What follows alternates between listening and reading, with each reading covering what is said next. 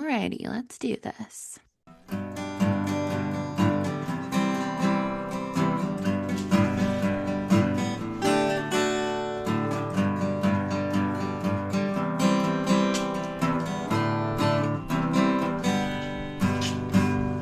Building our community at circle time, learning from each other at circle time. When we come together, there's no mountain we can't climb. Come join us for circle time.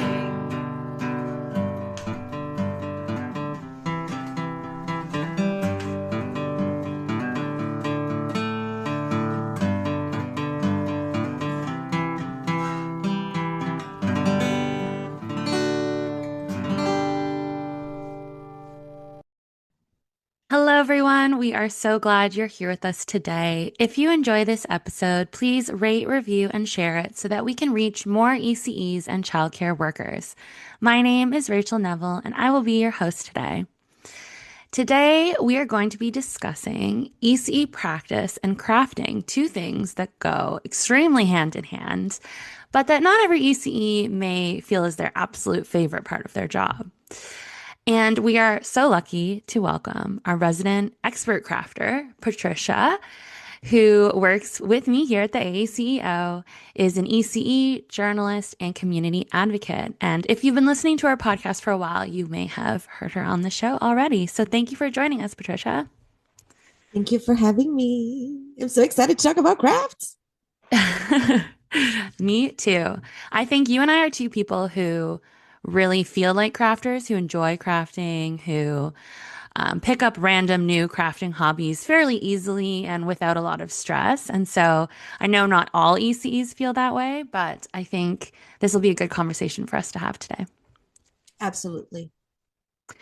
So let's start off with why crafting is such a significant part of being an ECE, whether you love it or not. To me, it comes from the curiosity of like, I wonder if I can do that. Yeah. You know, I have very, very like vivid memories of my educators and teachers, especially in the primary years, and like obviously like preschool and stuff, being very, very crafty and like making our classroom so beautiful. When I started my ECE journey, especially working with school-age children, they had this curiosity of like, I wonder if we could do that, right? Yeah. Like there's that sense of industry of the school-age child of like, how can I, like if I'm, kids love putting on shows and it's like, how can I create, what's that called? A carriage for these horses that I'm putting on my show. Mm-hmm. And then just like improvising with the boxes from the recycling bins or Yeah. like creating things like that. We also learn how to improvise things out of other things so much. And even if you don't see yourself as a crafter, there's crafting in that, right? Like collecting old milk cartons to make bird feeders, there's crafting in that, right? Mm-hmm. Like I think because I think people think about arts and crafts and they think a lot about the visual and the aesthetics and they're like, oh, is it beautiful or is it perfect or is it functional? And thanks to ECE experience and ECE knowledge, I'm now after 10 years of being an ECE, I'm able to be like, is it fun? Yeah. Is it challenging? Is it therapeutic to me? Because to me right now, I'm on a crochet phase, which comes and goes. And to me, it's because the act of doing the stitches and the chains is very satisfying. It's like a very satisfying thing for my hands. Okay, cool. It's so funny to me that I'm known as the crafty person at the AECEO because especially when I worked in preschool, I had room partners who were so talented, like excellent bakers, and not just like, oh, it's yummy. No, it's yummy and it's beautiful. Yeah. Right? Like they were excellent bakers and had beautiful handwriting and could draw and knew how to do face paint. Be a little bit kind of like put myself in the kids' places of like, I can try to. Yeah. Yeah. There's so much that you said that I want to pick up on. Like, firstly, I think there's this idea that of creativity that children have, and I think it's so important that crafting and art is part of ECE because it really allows space for that creativity, for thinking about the world differently, that a cardboard box can be a carriage. And it helps, I think it helps ECEs and children to imagine the world differently. You know, if a cardboard box can be a carriage, what else is possible? And that's such an important part of our work every day, really. You know, not being the best crafter at the childcare center. I think there's this willingness to try, and that's what makes you a crafter, a good crafter. It is process oriented, right? It's not about what it looks like at the end, even though for us perfectionists, it can be really hard not to focus on that.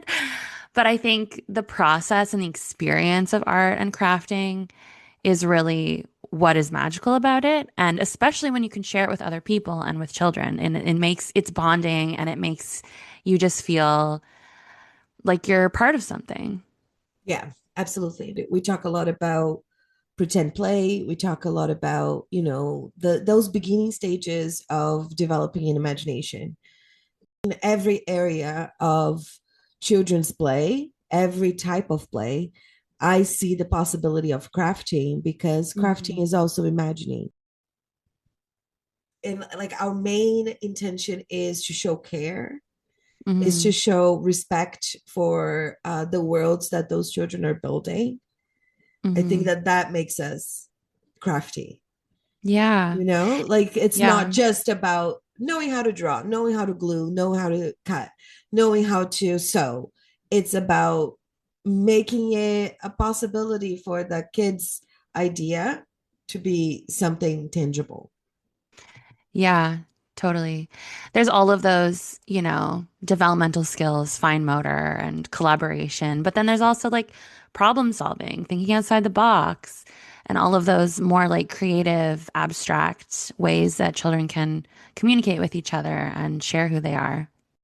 So, what would you say to ECs who are listening to this who feel, yeah, I get what you're saying, but I'm not really an artsy person. It's not something I feel comfortable doing.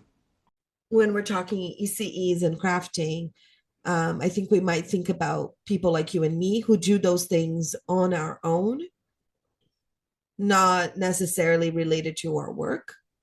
Mhm. But you don't have to be a person that wants to do that on your own time for you to find joy in crafting with children, Mhm. right? Like there's a like a temporariness to it that Mhm. is comforting for people who are not comfortable with mistakes being visible.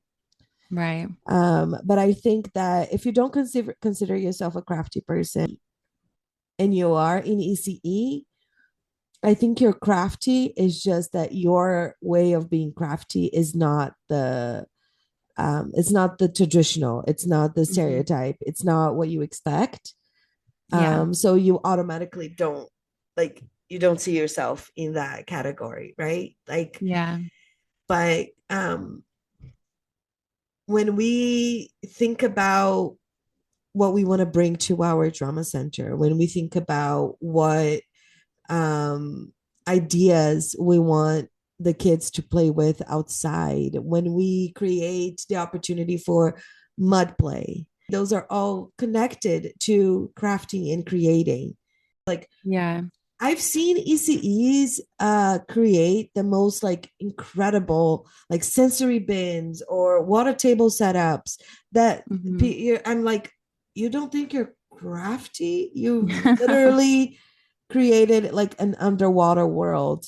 But that comes from the creative mind of the ECE. Yeah. Yeah. I think you're really inviting people to sort of rethink that definition a bit. I hope I so. know. I know like a lot of ECs that have told me they're not artsy people. Like you mentioned in your stories, like I look at their work and think, what are you talking about? Like you definitely are. Um, but yeah, I think there's so many possibilities and ways to see ourselves in those ways. And I think anytime we can claim that a different part of our EC identities and really allow ourselves to feel good about our work and allow ourselves to, yes, I'm an artist, I'm creative. Like these are all things that we can own as part of that identity. And it's important for us to recognize when we have these skills because, there's so many times when ECEs are not prioritized or not seen for their incredible work. But if we in our community and among ourselves can sort of redefine these words and recognize it in each other, I think that's a really powerful way to lift each other up. I totally agree. I totally 100% agree. On that note, let's talk about crafting as an act of solidarity, community, and rest and resistance. There are two things that I love doing specifically with ECEs. One is going for walks in nature, ECE field Hmm. trip. Shout out. Shout out ECE field trippers. And the other is crafting together. So when I bring ECs together, to be like, because like if I show that some of the things that I've done, like I've done some felting and embroidering things that I've experimented with. I've not done courses. I've watched YouTube videos and I've tried. Like it's the crafting, I think, unites us and allows for a space of vulnerability Hmm. that in adult life we're not given very much. I think crafting and ECE go together so much because both of them have to do with connecting with our inner child. Hmm. Uh, Obviously, it doesn't mean that because you were a child once, you will be a great ECE. No. But the people that are attracted to this kind of world and this kind of work are, I think, more likely to be in touch with their inner child. Mm. And by putting ourselves in this position that we're like, hey, we're all trying this thing together, we're all going to see, um, messy stitches that we're going to make. We're all going to paint a mug and we're going to see that, like, ooh, maybe I should not work for like a mug company. But I got to, paint this mug and get to know my peer in ways that I didn't before. Um, Mhm. Sharing space with people that um, are experimenting with you and people that can be like the big kid that you looked up to when you were little and be like, hey, I can show you how to do this. Mhm. I've witnessed like our friend and coworker, AECEO community organizer Aaron, do hand over hand with someone for crochet with an Yeah. adult and another ECE. And we don't, where in our adult lives, where in our other worlds are we having that opportunity of someone coming to us and supporting us in this way? Like a big thing that I notice as kids grow older is that we, I think, inadvertently sometimes teach them that asking for help is not okay. It means Yeah. that you Something you grow failed. out of. Because we are, seeing assistance, seeing support, seeing help as something that we're not worthy anymore because we're past a certain age. And Right. I think that when we have these opportunities that um, we go back to that space that we feel free and safe to experiment. And it doesn't, like, even when it's something that is not like as complex as stitching something, as sewing something, as crocheting something. Like when we have AECEO meetups and we do a little craft like thinking activity.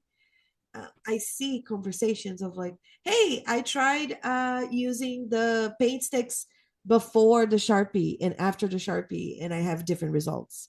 Hmm. Or I mix this color and this color, and it turns out this way. And to see adults having those moments that we usually only see for children is so powerful.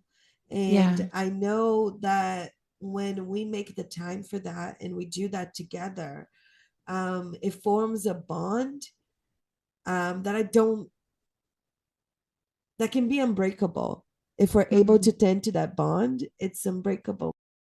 I think also about the craft events that we've hosted and participated in. And I think that piece around being vulnerable and together in this space also makes it so there's a bit of like a shedding of I don't know what it is, like ego or anxiousness. And then there's space for conversations to happen too. So we're all sitting around crafting, doing something kind of vulnerable. And it opens the door for a conversation about something vulnerable that's something difficult that's happening at your workplace or a challenging relationship you have. And then we can also feel connected through that vulnerability. It's sort of like this beautiful gateway into those hard conversations. Absolutely. And it's like we've been talking so much about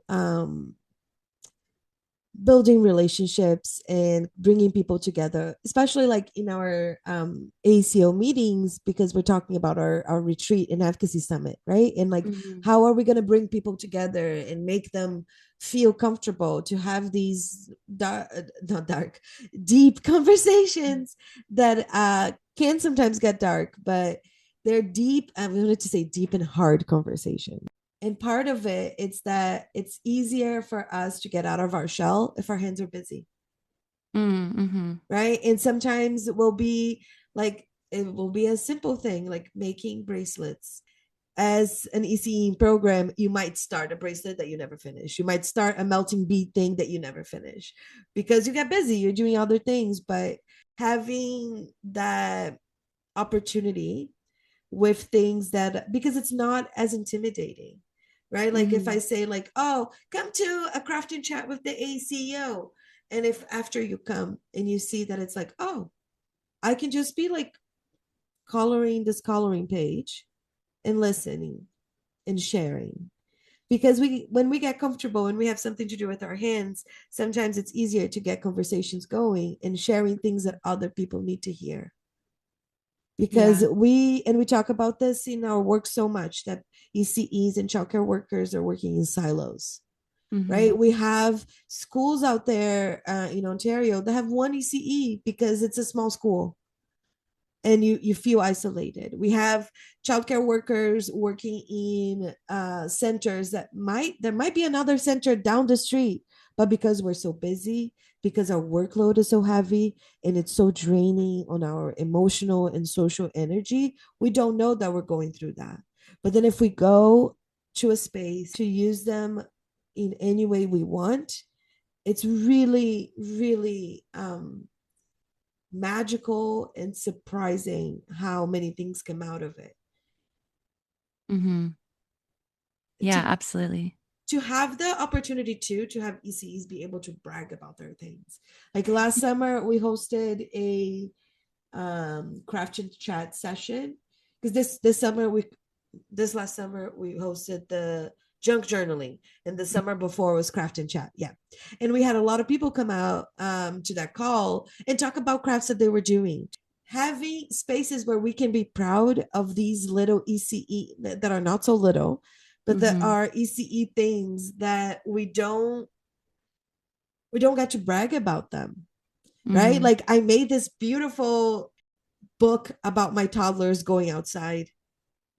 Mm-hmm. I think that it is an act of rest and it's an act of resistance, because if the whole world is ignoring the importance of the work that we do as ECEs, Mm-hmm. we have systems that do not value care, do not value children, do not value women, and to have spaces where we can give ourselves our roses. Mm-hmm. Um, I think we've both experienced the solidarity and community that can come out of crafting together. And yeah, it's just such a beautiful way to resist those narratives that ECE's work isn't important because, I've seen so many examples of big and small that it is. And I think creativity and crafting and art is just one beautiful way that we can see evidence of that in the work of ECs. So I'm curious what crafts are bringing you joy lately. I work in advocacy in front of a computer most of the time. I try to find an outlet for that creative, like creating urge, Mm-hmm. right? And like I've taken an old denim jacket and I got some dollar store felt and I cut out the letters for ECE power and I drew a rainbow and a cloud and I stitched that onto that denim jacket. And not only does it get like attention from all the ECEs whenever I wear it, because people are like, oh my gosh, that's so cool. Because we don't get like, and that's part of why we started a merch store for the AECEO is because we want to be able to have clothing, to have um, things that resonate with our identity of ECE and that makes us feel powerful because to do Mm-hmm. this work is very powerful. One of the things that I like the most about experimenting, especially with um, embroidery and the felt stitching, is to be able to look at the back of my work. Mm-hmm. Because sometimes when we see on social media and we see people embroidering or whatever, the like when they turn over their work, it's all perfect and it's Mm-hmm. beautiful. And mine is just a mess. There's so many knots and so many like, oh, clearly I should have like gone back and redone that. But I like keeping it that way to remind myself that like part of doing things myself, part of empowering myself is looking at my mistakes and not feeling ashamed of them. Yeah. Uh, the first thing that I embroidered um, in a really long time, sure, like the back of it was so chaotic. And for the longest time, I liked the back more than I liked the front because I was just like, I feel so much more represented in this chaos. Yeah. If you see something that looks cool, try making it, even if Mm-hmm. you've never done it before. As ECEs, you already know how to be thrifty. You already know how to make something out of nothing. Yeah. And sometimes making things, drawing things, writing things, creating things the is exactly what our body and our mind need. And giving ourselves the chance and the opportunity to do those things, focusing on our feelings, our experiences, is life changing. Thank you so much for joining us. If you enjoyed today's episode, please consider becoming a member. The link to join us will be in the episode description. Your membership makes a difference in the lives of ECEs and childcare workers, children, and families, and allows us to continue doing this work. To all the members currently supporting us, thank you so, so much. To all the ECEs and childcare workers listening, you are creative and artsy and crafty, and we hope that you will own that and enjoy the experience of that every day. Yes. And come to the retreat so you can craft together. Ah!